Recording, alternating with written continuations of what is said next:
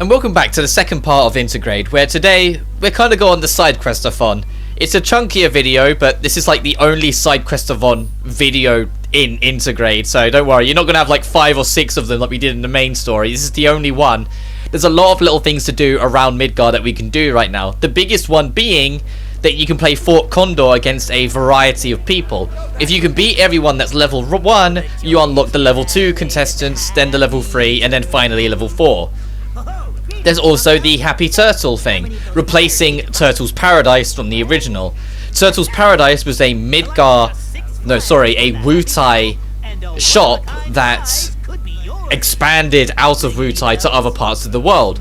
They changed its name to Happy Turtle, which I'm not really sure why, because Turtle's Paradise was fine enough, but whatever. And there are a bunch of flyers that you can find around the sector if you look hard enough. If you can find all 6 of them, bring it back to him, he'll reward you for the trouble. Additionally, he doubles up as a shop, but he will only accept Condor coins, which is your reward for winning Fort Condor.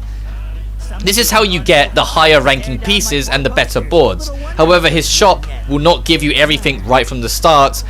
His shop will be dependent on your rank, so if you want the best stuff, you need to actually, play and achieve Fort Condor, and then when you come back over time, more and more sophisticated and stronger units will become available to you to help continue to turn the tide against the higher ranking threats. When it comes to Fort Condor, I'll show a couple of the earlier games, then after that I will next be showing the last game. I won't really bother showing off the rank 2 and the later rank 1 fights because it gets kind of same old. Then once you get into a rhythm, all of rank 1 and 2 are fine. Rank 3 can be a little bit of trouble, but it's not too bad. Rank 4 is the mission. Rank 4 is you've got to build a strategy. You need to have very specific units. You've got to kind of knuckle down and learn it to figure it out. Additionally, if you finish that and you still want more, in hard mode, all of Fort Condor is reworked. So there is a hard mode version of every single Fort Condor match all the way up to the ultimate Grandmaster match when you redo rank 4, but now in hard mode. I haven't done it yet. I want to do it at some point, I just haven't yet. But that's something else I can add in the bonus video when I eventually record that bonus video. Show off the hard mode Fort Condors and see how far I get. I've never tried them, so I don't know how much more harder they actually are, but I imagine they're not going to be, friendly, considering there's a trophy on PS5 exclusively for beating the hard mode variants of Fort Condor. To give you an idea, the hard mode is the same ball game as it is in the main game, where it's you can't restore your magic, benches don't do it, and you have no access to items, and things are restructured to be a bit harder. So once again, you need to pay attention to what counts as what chapter when figuring out your way through this. Intergrade is only 2 chapters long. Chapter 1 can be as big or as small as you want because of all these side quests, so you can cut down a lot of it, and to be honest, although I've yet to do it myself because I just haven't had the time and haven't really had the desire to, I can't imagine it being too grave of a threat to do in hard because of Yuffie, being very controlled by her skills over her magic. Boss Chapter 2 absolutely turns into a gauntlet in the later half of it, to jump ahead a little bit.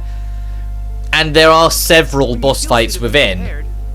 So that one absolutely would be the harder of the 2, but makes sense because it's also the final chapter, as the game refuses to let me load in my normal menu like 5 fucking times there, because I wanted to re-prepare in preparation for this optional boss.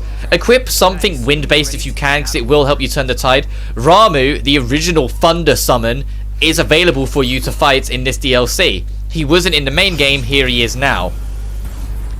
And because you fight him alone, yes, he is balanced around that, but it's still a tough-ish fight, so don't be surprised if it takes you a couple to get the rhythm for it. You basically have to play it on his terms. You need to pay attention to what he does and then respond accordingly. Get wind ninjutsu up as soon as you can, so every attack you do will count as a weakness on the boss, and you can start building up that pressure gauge a lot easier because of the fact you're constantly hitting a weakness. And then on the off turns, use wind.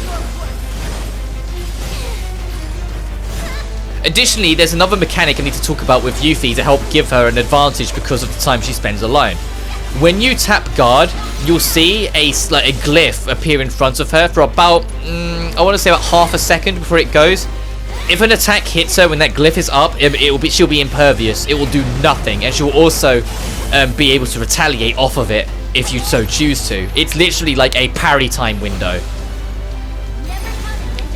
Be careful on your cure windows though when you're doing this, because it's very easy for you to get kind of caught unaware and get absolutely smacked.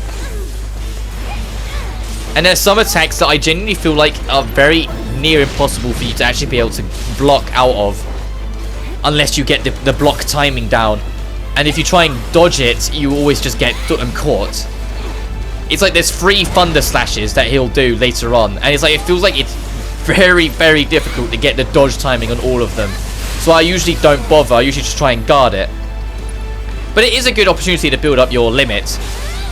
There is a second character that will join the party a little later on that we'll get to when it gets to, that you don't have control of. It's a guest party member similar to how Red 13 was in the main game. But he does have his own limits. So there is that. I'm going to jump ahead now. I'd never show off the limit break, because I never get put in a situation where the limit bar fills up enough for the limit break to be shown off. I do show off Yuffie's though, because might as well.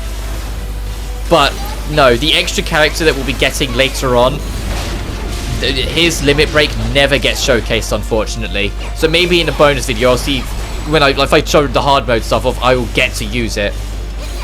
About halfway through the fight, Ramuh will start making like these electric ball things that you can also attack and weaken, and if wind especially can really like make the difference on, to try and break. But to be honest, if you leave them, it's really not the end of the world.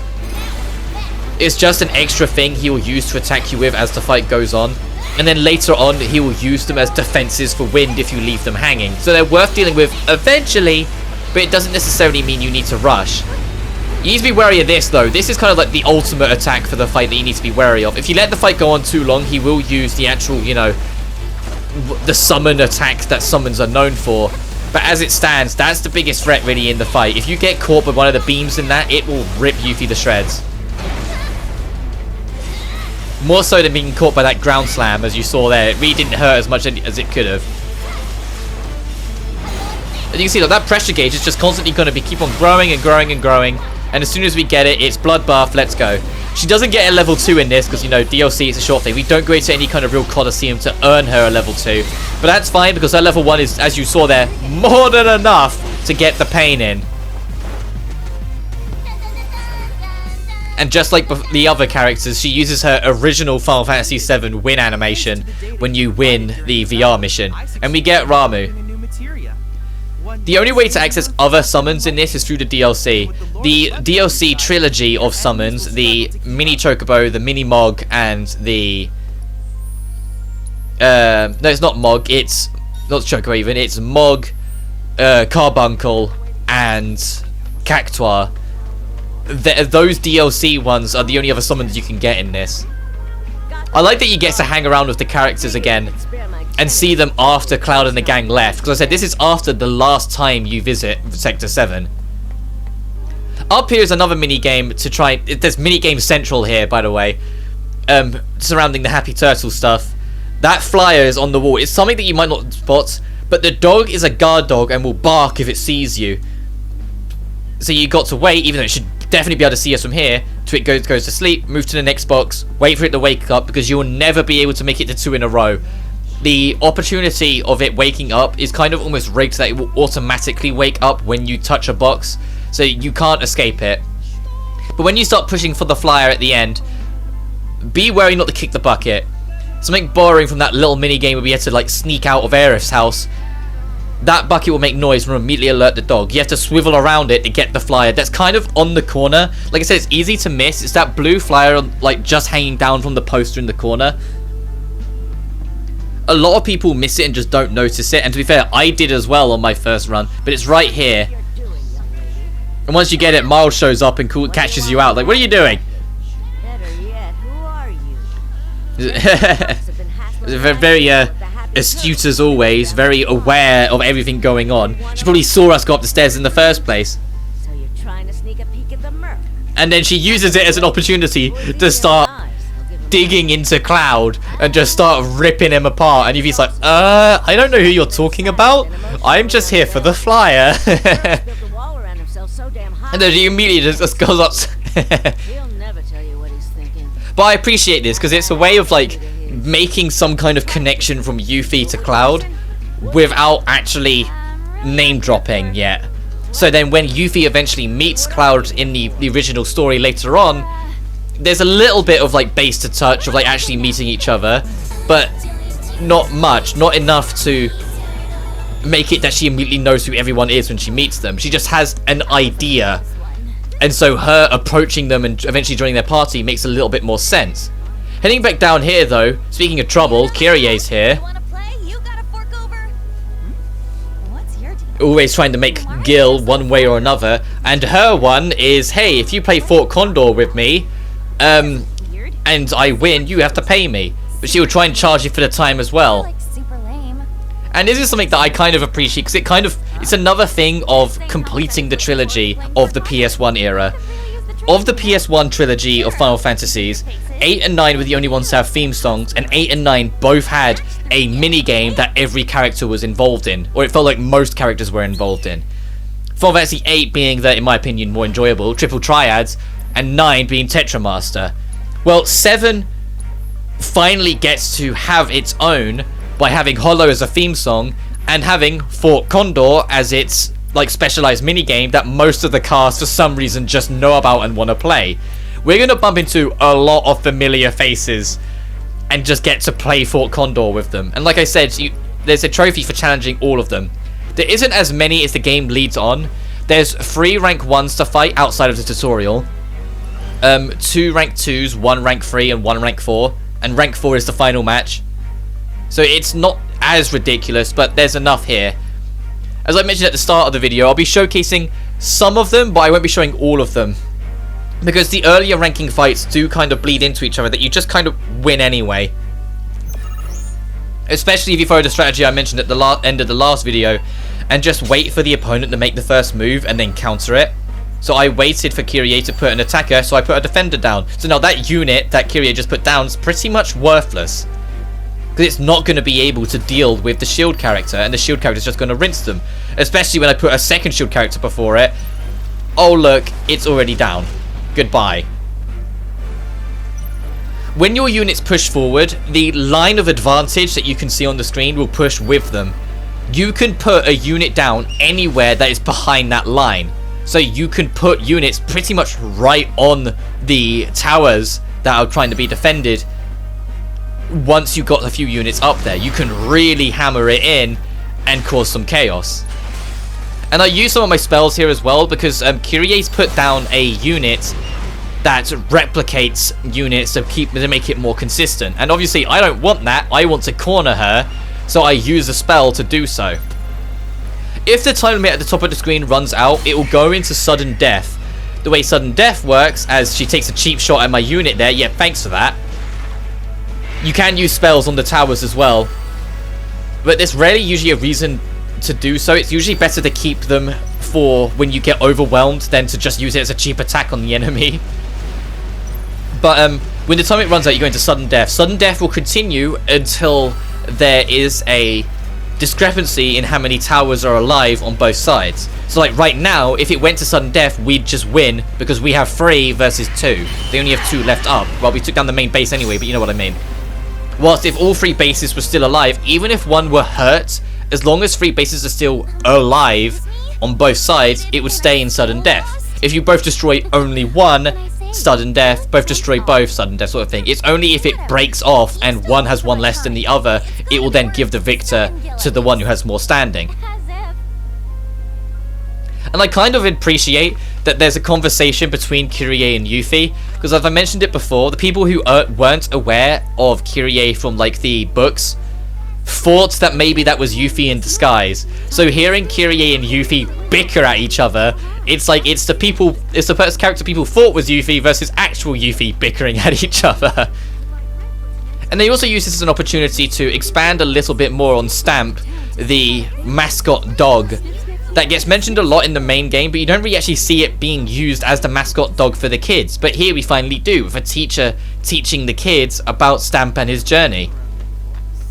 It's just a little bit more world building that the original Journey didn't really get the time to, because of everything else that was going on. Even when it slowed right down, it still didn't really have a real good slot to squeeze in some of that stuff. Well now, that's quite the getup you're sporting there. Additionally, Yuffie has 3 weapons compared to the 6 that others get, which makes sense considering it's a smaller DLC. Technically, however, she does actually have a 4th, but it's DLC. There is a weapon, which is like another giant shuriken-esque thing shaped like a cactuar, and the cactuar ability, I don't want to say it's broken because it does have its problems and does have its restrictions, but for just getting through the game, it's a very cheap and easy way of getting a lot of damage. I don't think it's as broken as the wind ability once you figure out, well, you know, throwing it and then using it, game ends. But it is powerful. But because it's DLC weapon, I chose not to show it off in this, but I'll probably show it in the bonus video. Meaning that bonus video, because I did Intergrade first, gets me that little bit longer. Because as it stands, it was going to be super short. It was going to be the extra summon fight, 1 boss fight of hard mode to show off the difference, and that was going to be it. But now I get to showcase some hard mode for Condor, and showcase in a couple fights the last weapon and its ability. I go into photo mode here because I'm waiting to check out what the cats are actually fighting over. It is kind of... what you're doing in this section here is that you're trying to find the cat that has the flyer. So you just kind of waddle around this very strange zone, which we originally thought the Doom Rat. And next to the item box, you can see it's just kind of chilling here. So claim your prize. Gotcha. Oh, and the cats don't seem to like Yuffie much. Flyer acquired. And every time you get one, I don't know if the sound effect will play in the recording, I'll have to check, but there's a sound effect that plays out of your controller. that like, just kind of helps showcase that they did a lot of effort, probably way too much, to make different themes for Happy Turtle and different melodies. They really didn't need to put all that much effort into it, but they did anyway. Over here you can find Jessie. She's a rank 2 player, so she won't fight you right now until you do with all the rank 1s, but she won't really be in the mood full stop, because, you know, everything that's happened in the mission, she was injured, so couldn't go out to fight as much. She's a little bit grumbled by everything, that nothing turned out the way she wanted to, and she's concerned of how things could end up. But because this is before the end of the game, the Whispers still exist, so they will stop you from entering Tifa's bar, because that could risk compromising the intended timeline the Whispers were after in the main game. Also, yes, I will be spoiling. I know I should have warned beforehand, but yes, I will be spoiling the main game since I did that first. This expects you to do it, so I'm not gonna sugarcoat it. There are gonna be things here that are gonna be very blatant about saying, hey, remember that thing from the main game that you learned about later on? Well, now because you know it, we can show it more directly. And the ending of Intergrade will also talk about some things from the ending of the main game, so I kind of have to. Otherwise, anyone who jumped in just to watch the Intergrade, because maybe you don't have a PS5, or maybe you don't want to put up with the Epic Store's version right now, you might end up being confused when you get to the end. So I'd rather just like casually mention some of the spoilery things as we go through it to kind of get it in the back of your head, so then when things happen later on, they make sense. There are still some things that this DLC kind of does that I want to explain when we get to it directly, because if you've not played the expanded universe stuff, you're not going to have a clue what it's going on about, but we'll get to it when we get to it. This shop over here is definitely worth visiting because it's another shop that's got units, and it sells the Moth unit, like the mother of the heavies. I know that's not what it's called, but that's what I used to call it when I was a kid. That's what I assumed it stood for. But that Moth unit is going to be very helpful for pretty much cleaning house on the rank 1s and rank 2s, because they don't really expect you to bother with it till later. Oh, remember this guy, the dude who was like super prideful about Shinra, that Barrett like got angry at several times? Well, yeah, he's here too, and he is also into Fort Condor, and you can also challenge him. Jessie had a Fort Condor board next to her, like she's also into it, even though she's not in the mood right now. That's kind of what I was getting at, like everyone does it. Like I'm half expecting them to go down the Final Fantasy 8 and 9 route and literally have it that anyone can challenge. You can challenge to Fort Condor in later parts if you so choose. It'd be nice. I'm doubtful because that's a hell of a lot of effort to do nowadays compared to how it was back when 8 and 9 were coming around. But it would be funny if they did. It'd be really funny if they did. As we prepare for another Fort Condor, and I want to show off the unit. The only thing to be wary of is that bringing in a high-numbered unit early on will only work against you because your speed is level 1, and most opponents will have speed level 2, so they can have more of a challenge on you. It's just their AI isn't usually the best.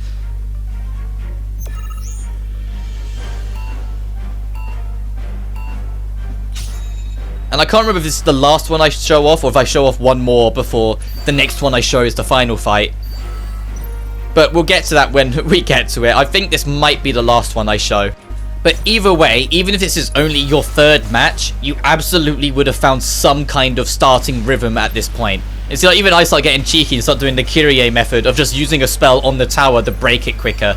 Because that's kind of the main thing, especially if it's a harder fight. It eventually becomes the point of stop worrying about trying to take the actual victory, and instead just worry about trying to take one of the corner towers. So then at least there's an advantage. At least it's 3 versus 2, so if it goes to sudden death, you'll win. I mean, it's a strategy you're going to see me use later on when we tackle on the Fight 4. I just prioritize taking out one and then going all in on defense, and then when the sudden death kicks in, I win on default. Which isn't as glamorous as, you know, actually taking the tower and winning in complete domination, but it makes a difference. Also, that unit, you're going to see me try and make the most of it several times. The unit where it's the sentry turret is god-awful because its accuracy is hideous. I can't recommend staying clear of it enough. Its accuracy is so terrible. The actual towers themselves can defend themselves to an extent, but understand if it's any more than one going for a particular tower, you need to do something because they will rinse them. And if it's a defensive unit, even if it's on their own, you need to do something. These green units are so much weaker though that you can get away with leaving it a little bit, but you still need to know when to pack it in. Like right now, there's 2 attacking that tower, so I need to get someone in there. I need the unit to build up enough for me to get a real unit in. Because it's just going to be more lingering damage and weakening on the towers that you don't need. And I think this fight goes to sudden death. I honestly can't remember. I hope not, because this video is already going to be long enough.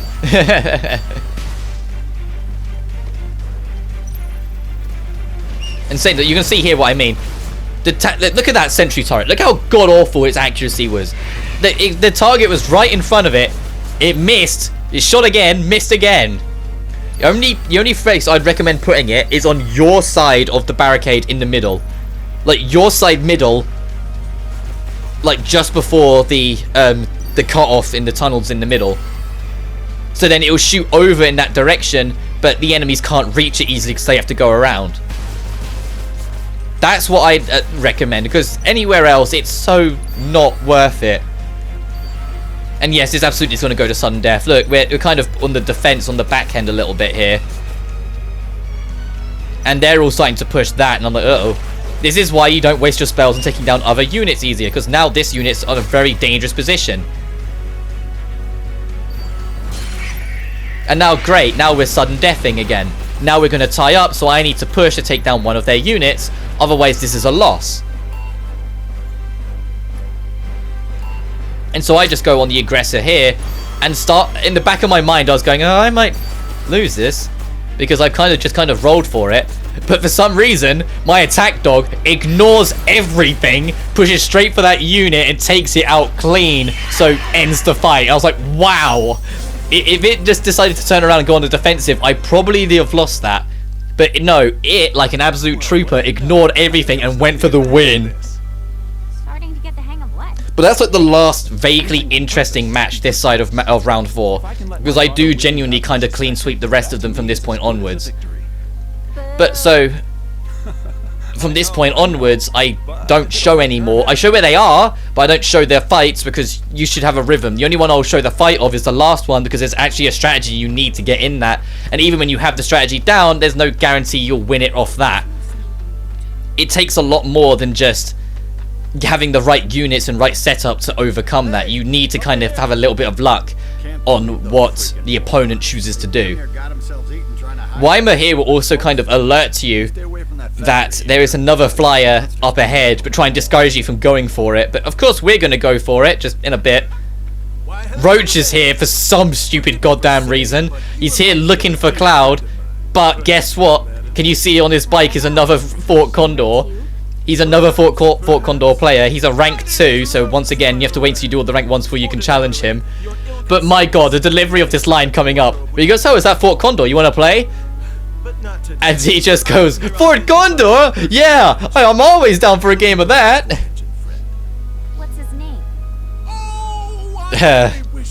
And Roshi's, like I said, he's only really here for Cloud. He wants to have another round against Cloud because he's made his own preconceived notions of what Cloud is like and who he is. But clearly we know better. We know that Rosh is in way over his head, but it's nice to see him again. But oh, here it is. Here's the line. Is that Fort Condor I see over there? You play? I'm always ready for a round of Fort Condor. Seriously, I love. I know I was going about how much I adore the voice cast of this game, but man, do I love the voice cast of this game. And it just continued into Intergrade so spectacularly. I was laughing my ass off the first time I heard that line. It's just so perfect for Roche to just go, I'm always ready for a round of Fort Condor.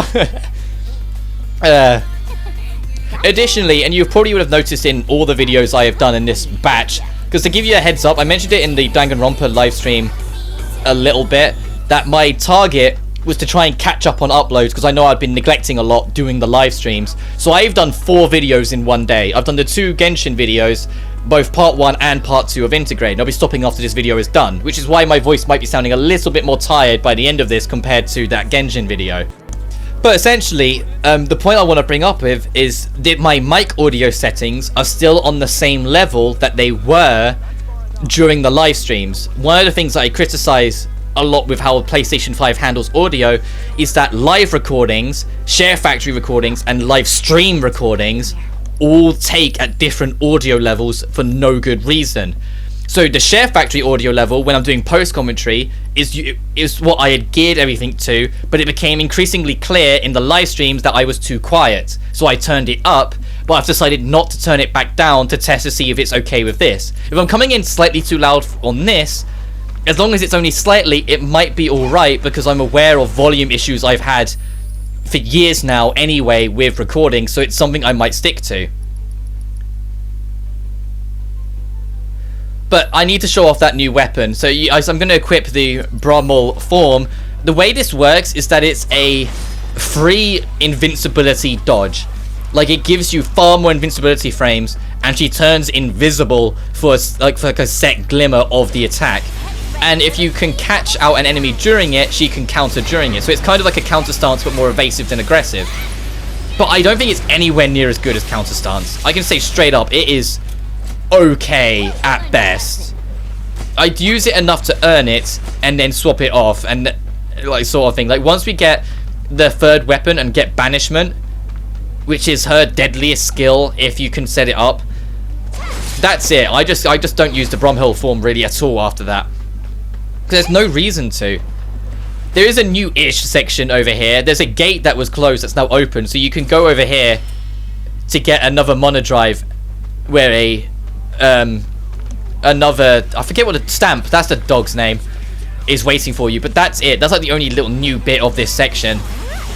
But what you're heading towards is where the side quest was originally when we first came here, because that is where the flyer is hiding and waiting for us, along with some new threats, of course. And be careful, because once again, it's more things that can be a trouble to you and can kill you whilst you're still on your own. The fact that you have this section, that's kind of long, admittedly, that's entirely on your own, can really make life a lot more difficult and make some of these little quests and side activities more stressful, because it only takes one moment of you not paying attention for you to die, and because you're on your own, you won't have a backup character to save their neck. It will just game over you. Later on, when the extra character comes in, because you can't control them, the game will put in a safety measure, which you won't see because, you know, I'm just that good. No, in fact, it just doesn't happen. But there is a safety measure to help make it a little bit more manageable for you. They have a thing in place when you have your extra teammate where if you die, the teammate will use self-sacrifice, where they will kill themselves, literally, like their health will drop to 0, but it will bring you back. And it will bring you back to whatever health they were on. So if they were close to death themselves, you'll only come back with a couple hundred. But if they were on full life and it's just you were being hyper aggressive, you'll come back on near full life.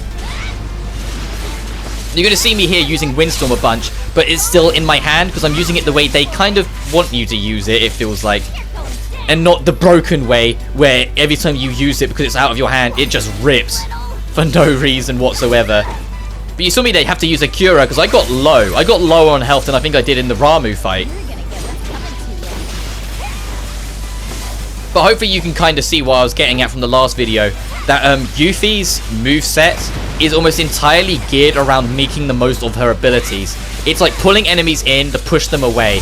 As I said, if you hold down the attack button, it will use an alternate attack for both close and ranged. If you're close, she'll kick off and give herself distance. If you're in the ranged mode, she will slam the ground with like a miniature version of Quake, bring her weapon in towards her, and it will knock the enemy away if they're light enough to do so. Additionally, because the weapon pulls back to Yuffie just as she goes to start her animation, lighter enemies, you can pull them into you the moment you go to hold square just to slam the ground to kick them back. So you can juggle the enemy to an extent as well. Yuffie's moveset really gets me excited to see what they do in future parts, because there's a lot under the surface with Yuffie here, and it's a shame you only get 2 chapters to play around with it, because there is a lot here and it's a lot of fun to mess around with. It kind of reminds me, obviously not to the same extent because she's not that overpowered, it reminds me of the whole Virgil problem in a lot of Devil May Cry games, where because Virgil is only a DLC extra character, he doesn't quite get the same accessibility and experience to most players as if he had his own campaign. Also, the difference is Virgil is disgustingly overpowered. I think the only time he was even remotely close to being balanced was 3, and even then, that's a push. He's still he's still stronger and easier to use than Dante in that game.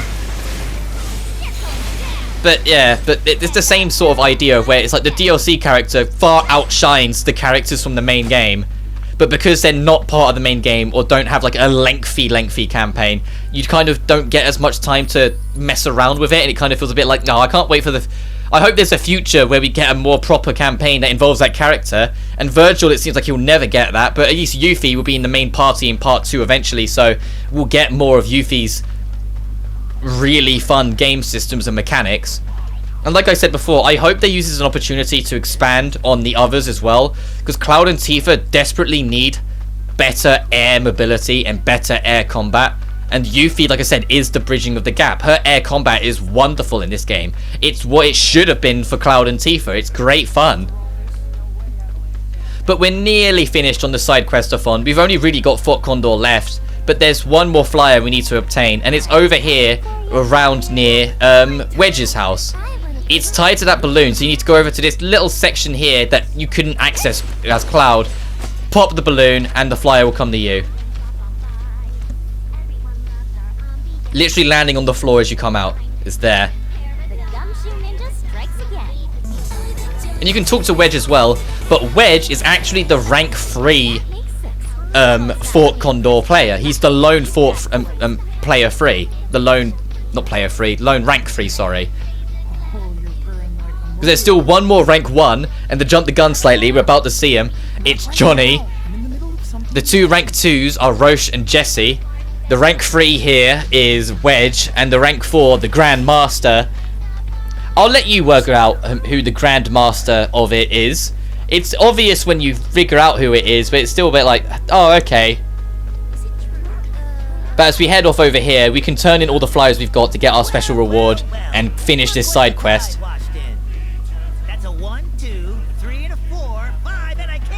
And I like old Snapper for a side character. He's really committed to the advertisement, wearing the shell, having the sign up, always standing in place, advertising it, wearing like traditional Wu-Tai garbs. Like, he's very unapologetic, even if, thanks to Shinra pinning everything happening with Avalanche on Wu-Tai.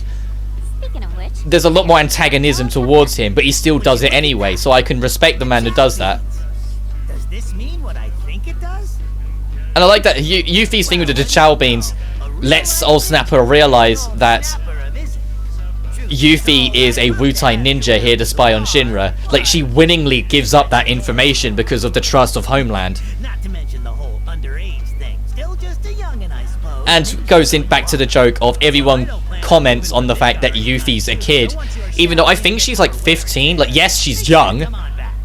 I think she's like 15 or 16. Like, yeah, she's young, but she's not kid enough for them to always point out she's a kid, if that makes sense. I don't know how else to word it. Like, they always immediately go, yeah, you're just a child. And it's like, yeah, she is.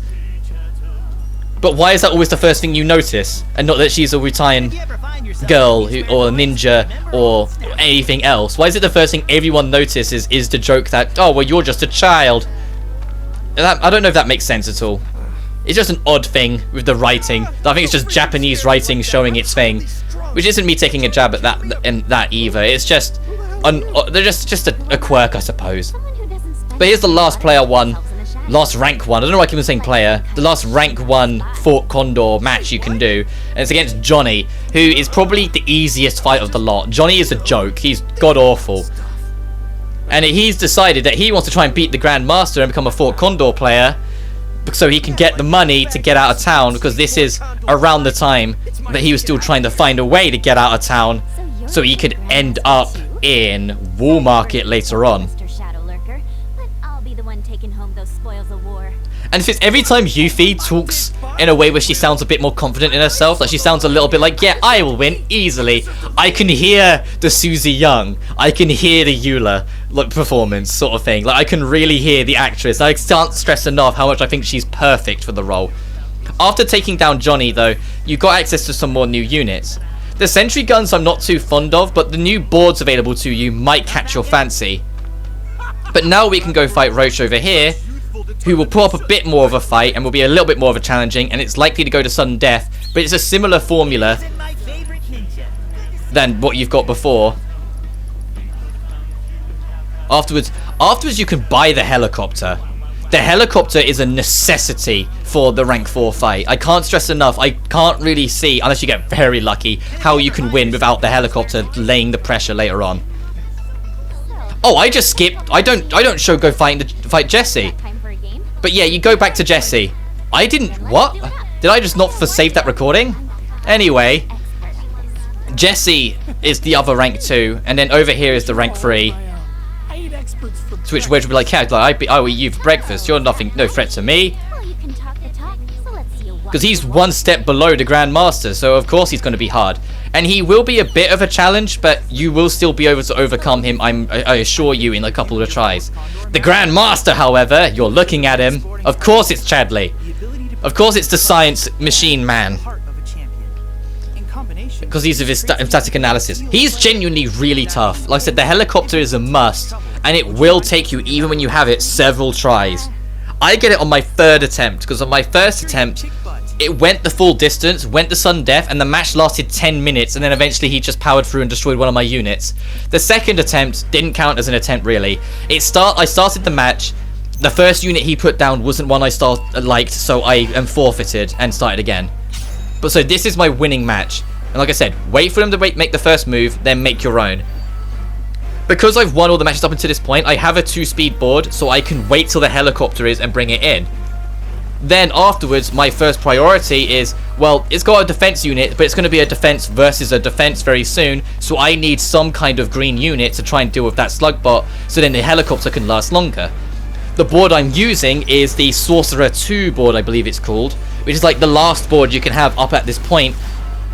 It has regeneration on it, so if a unit is in a bad situation, you need it to last just a little bit longer, just so you can get the pieces in to turn the tide. You can. Additionally, you can cast Protect, but the Protect is a field, so you need to kind of wait for a good position for your units to stop before you use it. And Poison, which I use Poison to help get rid of its of Chadley's defense factory sooner, because it spends a certain amount of energy, a certain amount of health, or so to speak, every time it makes a unit, so it's not infinite. So I made it so it was poisoned so it would last less time and summon less units.